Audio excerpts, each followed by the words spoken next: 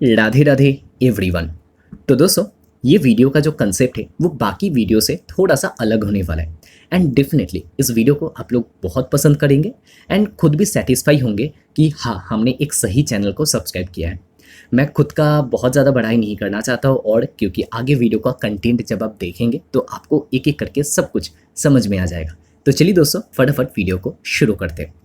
अभी उससे पहले मुझे नहीं पता था कि इतने सारे लोग इंटरेस्ट अपना दिखाएंगे मेंबरशिप में। तो जिन भी लोगों ने मेंबरशिप ज्वाइन किया, आप सभी लोग को थैंक यू। आपको बहुत अच्छे अच्छे कंटेंट्स आगे मिलने वाले हैं एंड इतने सारे कंटेंट मिलेंगे तो आप उसको कंज्यूम करते करते थक जाएंगे। इतने ज़्यादा स्टडी रिपोर्ट हम पोस्ट वहाँ पे करने वाले जो नॉर्मली पब्लिकली नहीं मिलता। जिन लोगों ने अब तक मेंबरशिप ज्वाइन नहीं किया है, इंटरेस्टेड हो तो ज्वाइन कर सकते हो, या आप हमारे काम को अगर सपोर्ट करना चाहते हो तब भी आप ज्वाइन कर सकते हो। अभी दोस्तों, इधर पे ना एक बहुत इंपॉर्टेंट लाइन बताया गया है। Once a goat investor said low churned float is the only moat. अभी इसका क्या मतलब है? सबसे पहले तो गोट इन्वेस्टर है कौन? तो गोट इन्वेस्टर से इधर पे मतलब जो बताया गया है वो है मुकुल महावीर अग्रवाल। तो मुकुल महावीर अग्रवाल ने बताया है एक बार कि जो जो कंपनी में फ्री फ्लोट आपको कम देखने को मिलता है ना, वो ही एक बहुत बड़ा मोट बन जाता है। मोट का क्या मतलब होता है? वॉरेन बफेट मोट के बारे में बहुत बात करते हैं, लाइक एंट्री बैरियर या मोट मतलब कॉम्पिटिटिव एडवांटेज या बाकियों से थोड़ा एडवांटेज ज़्यादा। ऐसे करके आप मोट वर्ड का जो मीनिंग है वो ले सकते हो। अभी मोट क्या है? कोई कंपनी में अगर फ्री फ्लोट कम है तो वो एक बहुत बड़ा मोट हो जाता है। मतलब आप मान लो कि एक ऐसे कंपनी को स्टडी कर रहे हो जो कंपनी का करेंट वैल्यूशन ठीक है, ग्रोथ ठीक है, आगे का ग्रोथ गाइडेंस कंपनी बढ़िया दे रहा है। तो क्या होगा कि अगर उस कंपनी में फ्री फ्लोट कम होगा ना, मतलब फ्रीली ट्रेड होने लायक जो शेयर्स है वो उसका परसेंटेज अगर कम होगा तो थोड़ा सा बाइंग आने से स्टॉक बहुत ज़्यादा ऊपर जा सकता है। हाँ, जब अगर कंपनी का परफॉर्मेंस खराब होए तो इसका उल्टा भी हो सकता है, मतलब थोड़ी जो स्टॉक है वो काफ़ी गिर सकता है। बट अगर हम ऐसा कंपनी को फाइंड आउट करें जो कंपनी का मान लो पहले तो पूरा सेक्टर एक डाउन ट्रेंड में चल रहा था, पूरा सेक्टर के अच्छे स्टॉक्स बिल्कुल परफॉर्म नहीं कर रहे थे, डी ग्रोथ पोस्ट कर रहे थे, एंड अभी धीरे धीरे करके माहौल ठीक हो रहा है एंड कंपनीज जो है वो डाउन ट्रेंड से अप ट्रेंड की तरफ जा रहा है, डाउन साइकिल से निकल रहा है। तो वैसे वाली कंपनी में अगर आपको दिखे कि लो फ्लोट है तो वो काफ़ी ज़्यादा पैसा आगे आने वाले समय में बना के दे सकता है। अभी चलिए इस पॉइंट को ना हम थोड़ा सा एग्जाम्पल की मदद से समझते हैं। देखिए, बीच में एक ऐसा समय आया था, हम सब ने देखा था, विटनेस किया है कि अडानी के जो स्टॉक्स है इन लोगों ने कितना ज़्यादा भर भर के रिटर्न प्रोवाइड किया है। चाहे वो अडानी ग्रीन हो, चाहे अडानी टोटल गैस हो, या अडानी ग्रुप के और भी कंपनीज जो है उन लोगों ने भर भर के रिटर्न प्रोवाइड किया था बीच में। अभी अडानी ग्रीन की ही बात करें, देखिए आज के दिन ये कंपनी साइज में कोई छोटा कंपनी नहीं है। 2,27,000 करोड़ का मार्केट कैप। पीक में ये कंपनी का मार्केट कैप 4.5 लाख करोड़ तक भी चला गया था। अगर मैं आपको दिखाऊं ना इधर पे इसका 5 साल का चार्ट, तो आपको दिखेगा कि यस, एक टाइम पे कंपनी का मार्केट जो स्टॉक का प्राइस था वो 2,800 के आसपास था। तो ये कंपनी का जो मार्केट कैप है उस टाइम पे 4.5 लाख या 5 लाख करोड़ के बीच में था। बड़ा कंपनी इतना बड़ा रिटर्न दे रहा था। अगर आप देखोगे 10 साल का चार्ट, तो 10 साल में आपको क्या दिखेगा? तो एक बार तो चार्ट ओपन हो जाए। 10 साल में आपको दिखेगा कि कंपनी ने बहुत कम समय में, 10 साल तो बहुत ही बड़ा लंबा टाइम फ्रेम हमने ले लिया। अगर ये वाले फेज से आप देखेंगे लाइक 2019, तब जो स्टॉक है वो 40 रुपये के ही आसपास हुआ करता था। एंड दोस्तों पता है, फॉर्चुनेटली हमने उस टाइम पे निवेश भी किया था अडानी ग्रीन में। मुझे को कुछ नहीं पता था कि कंपनी का फंडामेंटल कैसा है, वैल्यूशन कैसे देखना है, कुछ नहीं पता था। मैंने जस्ट थीम बेस्ड इन्वेस्टमेंट किया था अडानी में। उस टाइम पे 50 रुपये के बिलो हुआ करता था स्टॉक, एंड मैंने प्रॉफिट जो है ना वो 500-600 के आसपास ही बुक कर लिया था। एंड उसके बाद जो स्टॉक है 500-600 क्या, वो 2,000, 2,500 एंड 2,800-3,000 के लेवल पे चला गया था। ठीक है, छोटा इन्वेस्टमेंट था। अगर वो मान लो कि 100x भी हो जाता ना तो मेरे लिए बहुत बड़ा कुछ नहीं होता। बट बहुत ही अर्ली स्टेज था इन्वेस्टमेंट का।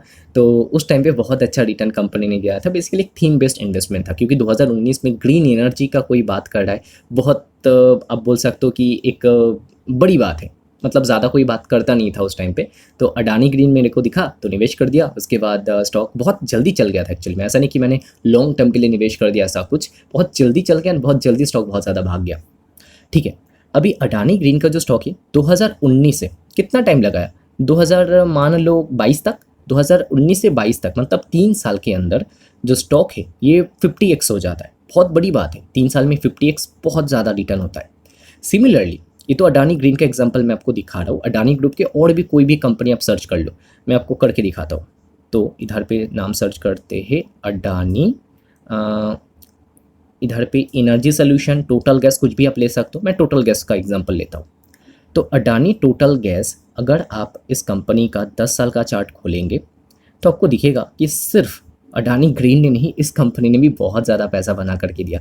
लाइक अगर हम 2020 की बात करें तो 107 रुपये पे स्टॉक था, ठीक है, 107, एंड 107 रुपये का स्टॉक कहाँ पे गया था, 3,500 रुपये के लेवल पे। सोच कर देखिए क्या खतरनाक रिटर्न कंपनी ने दिया होगा, 35x, एंड वो भी कितने समय के अंदर।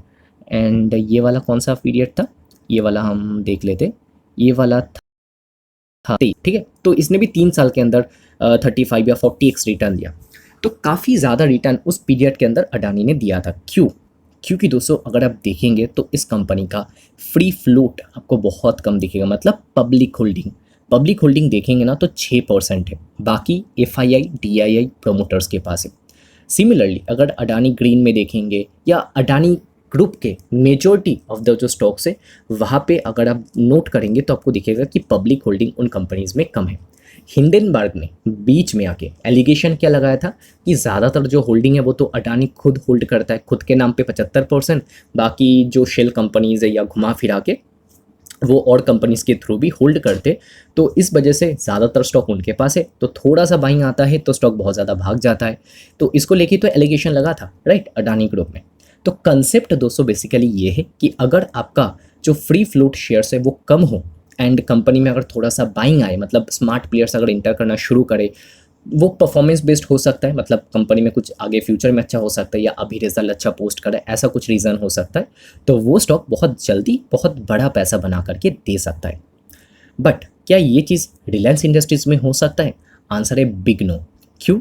क्योंकि रिलायंस का अगर आप शेयर होल्डिंग पैटर्न चेक करेंगे तो आपको दिखेगा कि इधर पे जो प्रोमोटर होल्डिंग है वो है 50%, FIDI के पास भी होल्डिंग है, एंड पब्लिक के पास 11% का स्टेक है। आप बोलेंगे 11% पब्लिक के पास है, ये भी तो कम है, बट रिलायंस एक बहुत बड़ा कंपनी, उसका 11% कोई छोटा अमाउंट है नहीं, बहुत बड़ा अमाउंट होता है। मतलब रिलायंस को आज के दिन अगर हिलाना है उसके लिए भी बहुत ज़्यादा पैसा चाहिए होगा, ठीक है।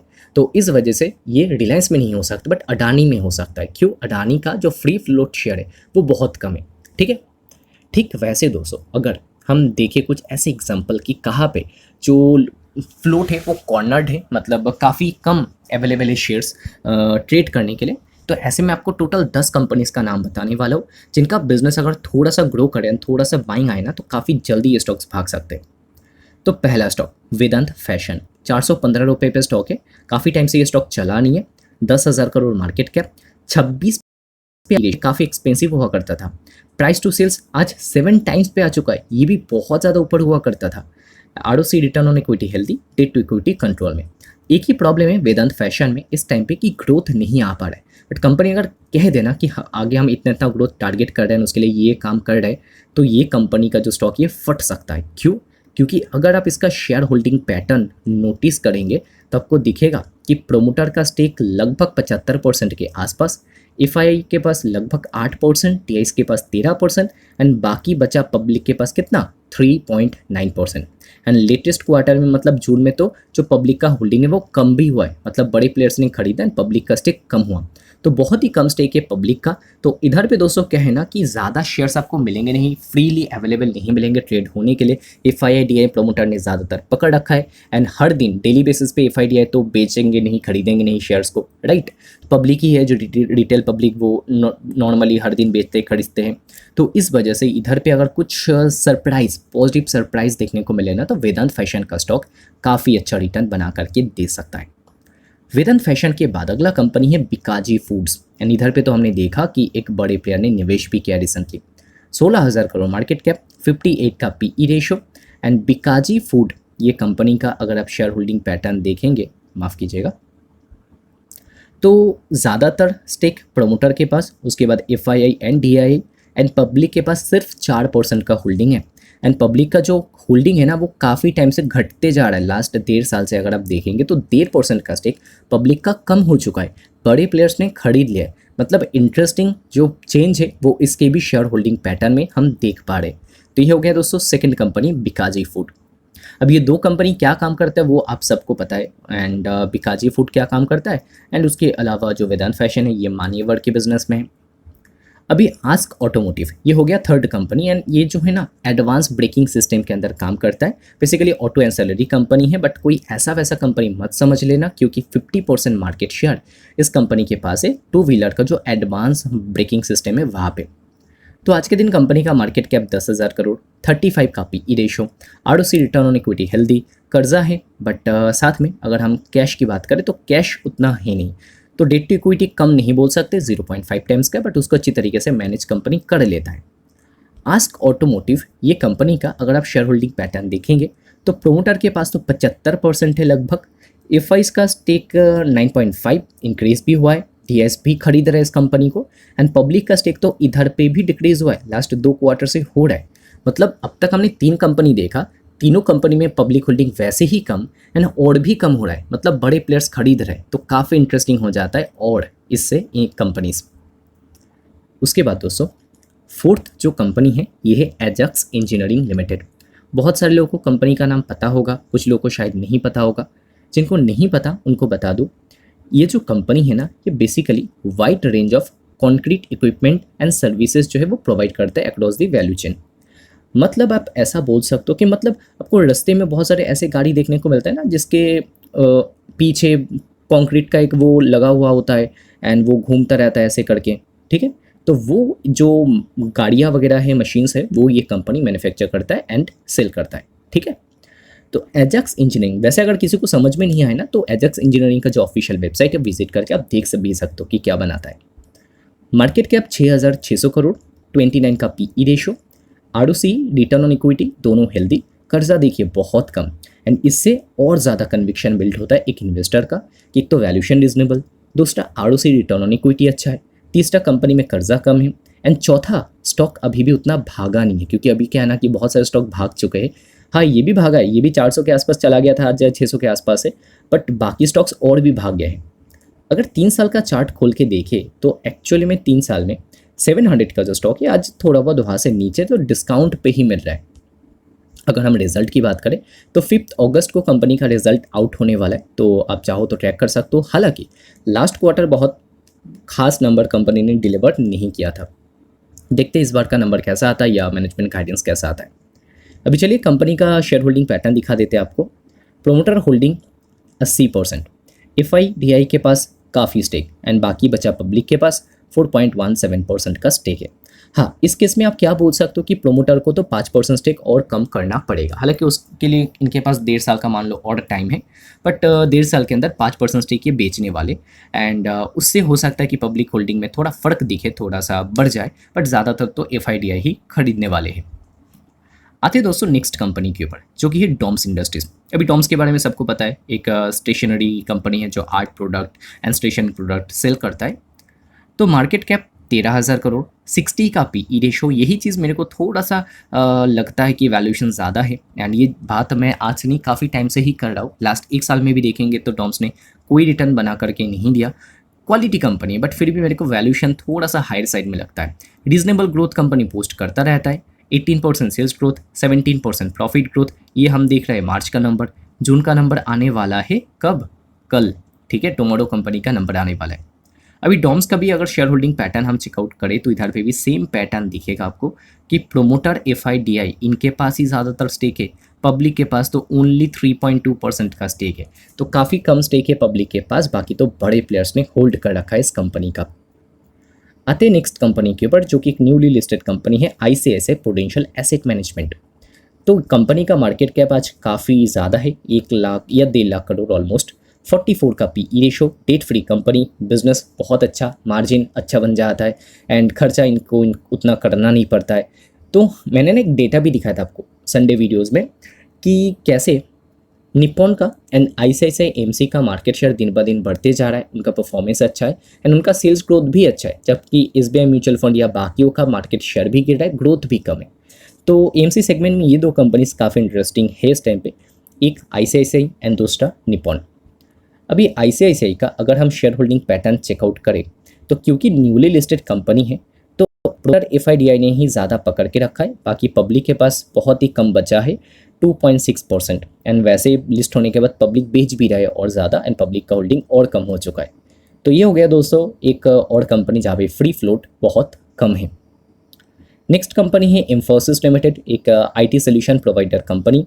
44,000 करोड़ मार्केट कैप, 23 का पीई रेशो, एंड जो यहाँ पे कर्जा है वो कंट्रोल में, क्योंकि इनके लिए कर्जा प्रॉब्लम होता नहीं उतना, एंड कैश रिच बिजनेसेस होते हैं आईटी कंपनीज का। 5 साल का चार्ट आपके सामने, 5 साल में स्टॉक चला नहीं है, रिटर्न कुछ बना करके दिया नहीं, इसी बीच कंपनी का वैल्यूएशन भी काफ़ी नीचे आ चुका है। एंड इंफोसिस कंपनी का अगर हम देखें शेयर होल्डिंग पैटर्न, तो एफआईआई, डीआईआई एंड प्रोमोटर इन लोगों ने ही ज़्यादातर ले रखा है, बाकी पब्लिक के पास बचा हुआ है 4.6%। तो काफ़ी कम होल्डिंग है, तो इधर पे भी फ्री फ्लोट काफ़ी कम है।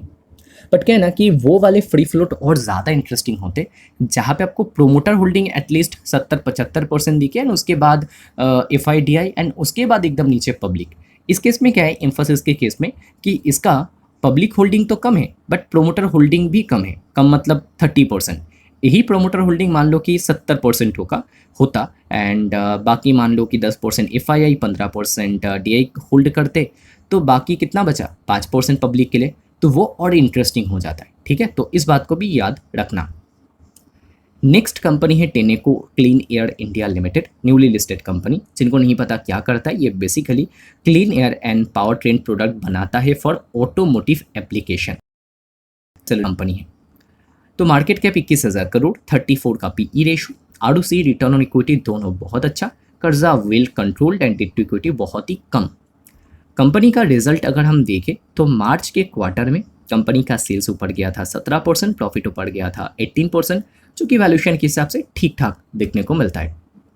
एंड अगर इसका शेयर होल्डिंग पैटर्न देखें तो प्रोमोटर्स का तो स्टेक 75% के आसपास है, एफआई का स्टेक, डीआई का स्टेक काफ़ी है, एंड पब्लिक का स्टेक 4% है सिर्फ। तो 4% पब्लिक स्टेक मतलब आप समझ सकते हो बहुत ही कम है।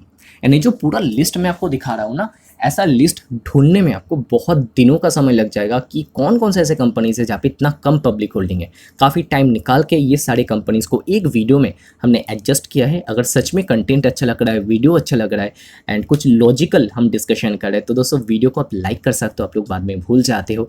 जितने लोग वीडियो को देख रहे हैं, आप सबको पता है कि हमारा चैनल अभी छोटा है, व्यूज़ भी कम आते, बट जितने लोग देख रहे हैं सब लोग अगर एक लाइक कर दे तो इनको भी दिखेगा, अरे भैया ये कैसा चैनल है कि कम व्यूज़ है बट जितने लोग देख रहे हैं वो बहुत ज़्यादा इंगेज कर रहे हैं चैनल्स के साथ, एंड वीडियो को पसंद कर रहे हैं, लाइक कर रहे हैं, तो वो भी आगे ये जो वीडियो है इसको प्रमोट करने की कोशिश करेगा यूट्यूब। चाहो तो आप कर सकते हो लाइक, ये सबका कुछ जाएगा नहीं, बट हमारे लिए काफ़ी अच्छा होगा। इसके बाद दोस्तों नेक्स्ट कंपनी है AIA इंजीनियरिंग लिमिटेड। ये जो कंपनी है क्या बनाता है, ये बेसिकली क्रशिंग या ग्राइंडिंग के जो मशीन्स है वो ये कंपनी बनाता है, जो सीमेंट या पावर यूटिलिटी ये सारी जगहों में या माइनिंग इंडस्ट्री में यूज़ होता है।